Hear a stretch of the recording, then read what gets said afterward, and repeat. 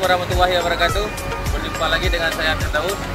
Hari ini kita semua sedang berada di pantai Mantak Tari di Kabupaten Pidi.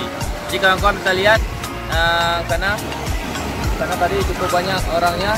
Ini saya di posisinya ada di ujungnya. Di sini tidak terlalu ramai, jadi di sini saya mengambil beberapa video untuk bisa menyampaikan kepada kawan-kawan semua. Jadi tempat wisata ini sangat saya rekomendasi untuk kawan-kawan di wilayah sekitaran Kabupaten Pidi, karena selain letaknya begitu strategis, kemudian tiket masuknya juga begitu murah. Nanti kawan-kawan bisa melihat videonya. Nanti akan kami buatkan dalam bentuk video bagaimana keramaian di pantai Mantak Tari ini. Ya, oke, sekian dulu.